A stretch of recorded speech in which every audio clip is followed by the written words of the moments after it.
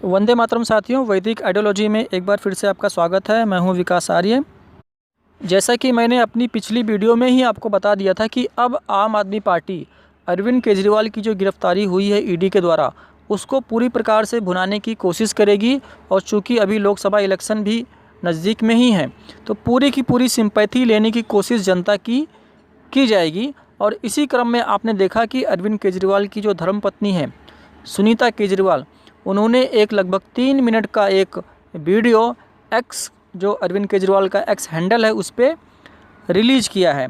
और उस वीडियो को संभवतः आपने देखा भी होगा। तो उसकी जो भाषा है, उसमें जो शब्दों का चयन है, वो यही दर्शाता है कि ये सारा वीडियो जो है जनता की सिंपैथी लेने के लिए बनाया गया है।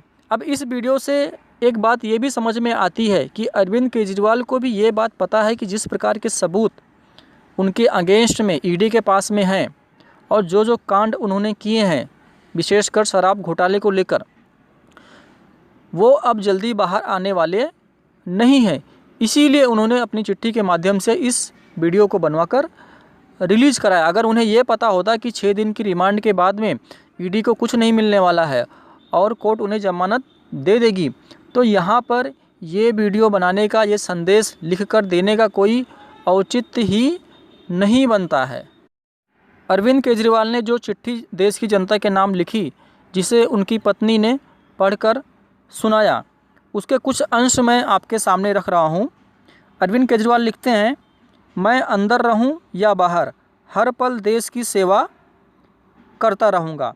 मेरी ज़िंदगी का एक एक पल देश के लिए समर्पित है। मेरे शरीर का एक एक कतरा देश के लिए है। इस पृथ्वी पर मेरा जीवन ही संघर्ष के लिए हुआ है। ओ माय गॉड, क्या बोल दिया आपने। इतना संघर्ष भी मत कीजिए, लोगों पर थोड़ा सा रहम कीजिए, क्योंकि आपके संघर्ष से पूरा देश परेशान है। और जिस प्रकार से आपने करोड़ों लोगों की भावनाओं को दरकिनार करते हुए एक अच्छे खासे आंदोलन को, जिससे देश को एक उम्मीद जगी थी कि शायद इस देश में भी करप्शन ख़त्म हो सकता है, भ्रष्टाचार ख़त्म हो सकता है, उसको तोड़कर अपनी आकांक्षाओं को पूरा करने के लिए आपने पार्टी बनाई और उस पार्टी का हश्र आज हम देख रहे हैं। तो इतनी भी ज़्यादा सेवा आप देश की ना करें, यही आपकी सबसे बड़ी सेवा होगी देश के लिए।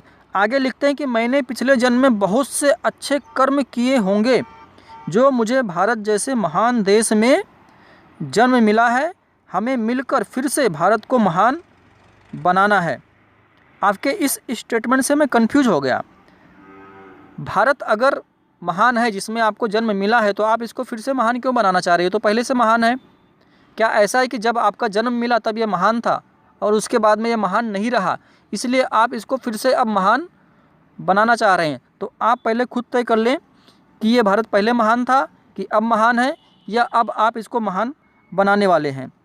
आगे लिखते हैं, बस एक विनती है कि एक बार मंदिर ज़रूर जाना और भगवान से मेरे लिए आशीर्वाद ज़रूर मांगना। अच्छा जी, अब आपको भगवान याद आ गए। इससे पहले आप ही थे और आपकी पार्टी के नेता या आपकी पार्टी को सपोर्ट करने वाले लोग जो ये लॉजिक देते थे कि मंदिर बनाने से क्या होता है, वहाँ तो स्कूल और अस्पताल बनने चाहिए। अब जब आप कष्ट में आए तब आपको भगवान याद आ गए। आप 2-4 स्कूल और बनवा दीजिए, कुछ अस्पताल बनवा दीजिए, हो सकता है आपके जो पाप हैं थोड़े से धुल जाएं और आप बाहर आ जाएं। तो इस प्रकार से भावुक शब्दों का चयन करके जनता को एक बार फिर से मूर्ख बनाने की कोशिश अरविंद केजरीवाल के द्वारा और आम आदमी पार्टी के द्वारा की जा रही है। लेकिन इस बार जनता अब फंसने वाली नहीं है, क्योंकि जिस प्रकार के सबूत उनके अगेंस्ट में हैं और जो निर्लज्जता वाले कर्म इन्होंने किए हैं, उसके बाद में अब जनता इनसे नाराज़ नहीं है, इनसे घृणा करने लगी है। क्योंकि मैंने देखा है कि हमारे देश में लोग करप्शन करते हैं, नेता करप्शन करते हैं, लोग उनके अगेंस्ट में खड़े हो जाते हैं, सड़कों पर भी उतरते हैं, कंप्लेन करते हैं, उनके जेल जाने का इंतज़ार करते हैं, गुस्सा करते हैं उन पर। लेकिन बहुत कम नेता ऐसे होते हैं संभवतः जिनसे लोग घृणा करने लग जाते हैं। तो ये व्यक्ति उस कैटेगरी में आता है, अरविंद केजरीवाल, कि लोग अब इनसे घृणा करने लगे हैं, क्योंकि इन्होंने सिर्फ करप्शन किया है ऐसी बात नहीं है। ये करप्शन तो बहुत छोटी बात हो गई, इसके अतिरिक्त जो किया है इन्होंने, आपने देखा CAA का इशू हो, उस पर किस प्रकार का बेहूदगी वाला या बेशर्मी के साथ में इन्होंने बयान दिया। जो लोग हमारे देश में शरणार्थी के रूप में पाकिस्तान से, बांग्लादेश से, अफ़गानिस्तान से सताए हुए लोग आकर यहाँ पर रह रहे हैं, उनको बलात्कारी, उनको हत्यारा, उनको गुंडा मवाली बता रहा है और उनको पाकिस्तानी बोलकर गालियाँ दे रहा है, धुतकार रहा है। वो बेचारे जो हमारे देश का ही कभी हिस्सा थे या उनके परिवार के लोग इस देश का हिस्सा थे, जो इस जन्मभूमि को, इस भारत भूमि को अपनी जन्मभूमि, अपनी कर्मभूमि मानते हैं, जिसके लिए उनके मन में बहुत सम्मान है, उनको पाकिस्तानी बोलकर ये धुतकार रहा है। CEA का जो अभी कानून आया उसके ऊपर आपने उनका ये स्टेटमेंट देखा होगा। मैं पूछना चाहता हूँ देश के लोगों से, अगर आपके घर के पास पाकिस्तानी आके झुग्गी लगा के बैठ गए, आप पसंद करोगे? कितने लोग पसंद करेंगे? बांग्लादेश से, पाकिस्तान से अगर झुग्गी लगा के आपके, पता नहीं वो कौन लोग हैं, क्या हैं, सारी कानून व्यवस्था चरमरा जाएगी, चोरियां, डकैतियां, बलात्कार बढ़ेंगे हमारे देश के अंदर, पूरी कानून व्यवस्था, और पता नहीं कैसे कैसे लोग आएंगे वहां पे। सुरक्षा व्यवस्था, हमारे देश की सुरक्षा व्यवस्था का क्या होगा? चारों तरफ दंगे फैल जाएंगे।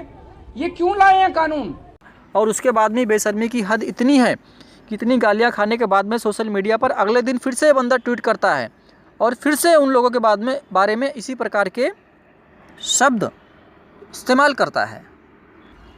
एक विशेष संप्रदाय के तृप्तिकरण में या तुष्टिकरण में यह इतना संलिप्त हो गया है कि वो कुछ भी करें उनके अगेंस्ट में ये कभी नहीं बोलेगा।